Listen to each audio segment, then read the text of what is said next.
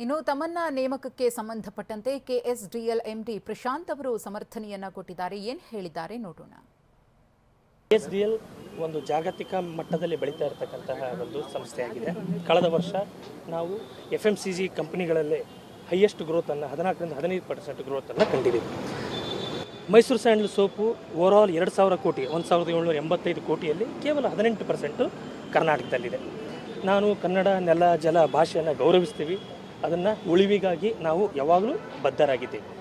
But ಮಾರುಕಟ್ಟೆಯ ಒಂದು strategy ಇಟ್ಕೊಂಡು ನೋಡಿದಾಗ ನನಗೆ ಕೇವಲ 2% ನಾರ್ತ್ ಮತ್ತು ನಾರ್ತ್ ಈಸ್ಟು ಮತ್ತು ವೆಸ್ಟರ್ನ್ ಪಾರ್ಟ್ ಆಫ್ ಇಂಡಿಯಾದಲ್ಲಿ ನಾನು ಬೆಳವಣಿಗೆ ಮಾಡಬೇಕಾಗಿದೆ.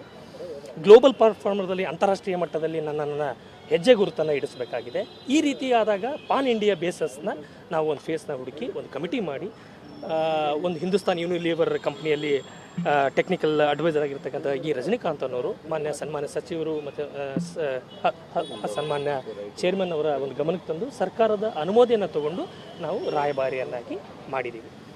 ಇದರ ಉದ್ದೇಶ ಏನಾಗಿದೆಯಪ್ಪ ಅಂತಂದರೆ, ಇದನ್ನು ಮಾಡೋಕ್ಕಿಂತ ಮುಂಚೆ ನಾವು ಕನ್ನಡಿಗರಾದಂತಹ ಬೇರೆ ನಮ್ಮ ರಶ್ಮಿಕಾ ಮಂದಣ್ಣ ಇರ್ಬೋದು, ಪೂಜಾ ಹೆಗಡೆಯವರು ಇರ್ಬೋದು, ಬೇರೆ ನಟಿಯರ ಬಗ್ಗೆ ನಮಗೆ ಗೌರವ ಉಂಟು.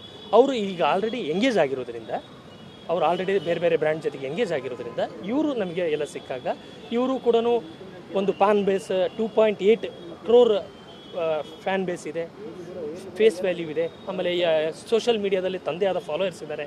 ಇವ್ರನ್ನ ಚೂಸ್ ಮಾಡಬೇಕು ಅಂತ ಹೇಳಿ ಒಂದು ಕನ್ಕ್ಲೂಷನ್ಗೆ ಬಂದಿದ್ದೀವಿ. KSDL